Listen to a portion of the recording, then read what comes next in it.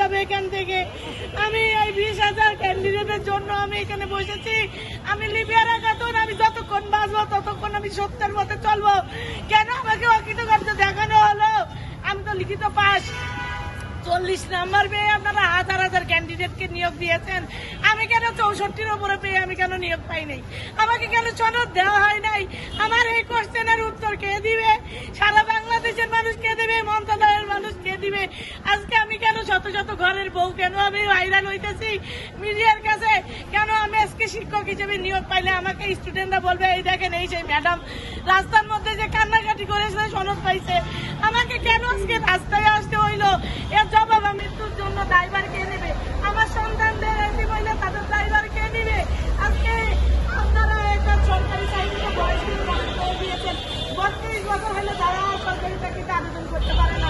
আমার 32 বছর হয়তো আমার হাজবেন্ড গ্রাজুয়েশন কমপ্লিট করে সে বেকার।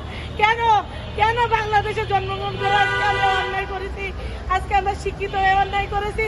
নেপোলিয়ন বলেছিলেন আমাকে একজন শিক্ষিত মা দাও, আমি শিক্ষিত জাতি দেবো। এই জাতি কিসের শিক্ষিত? মূর্খের দেশে কিসের বিশ্ববিদ্যালয়? মূর্খের দেশে কোনো বিশ্ববিদ্যালয় থাকতে পারে না, কোনো শিক্ষক থাকতে পারে না। ওই সচিবকে একজন শিক্ষক শিক্ষিত করেছেন, ওই দেশের মিনিস্ট্রিদের দায়িত্ব আছেন তাকে একজন শিক্ষক শিক্ষিত করেছেন। আজকে শিক্ষকদের বেতন বাড়ি ভাড়া নিয়ে কেন আন্দোলন করতে হয়?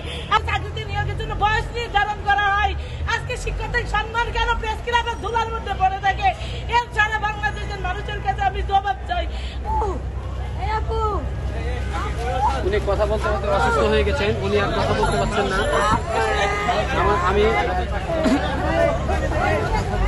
দৃষ্টি আকর্ষণ করছি।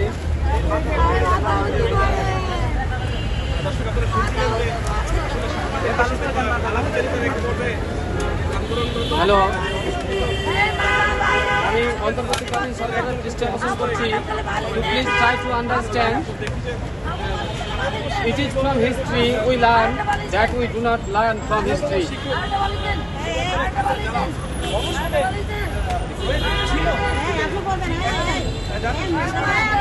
দেখেন এখানে আমাদের একজন আপু আজকে 21 দিন যাবত অনশনে থেকে কথা বলতে পারছেন না। উনি কথা বলতে বলতে শুয়ে গেছেন।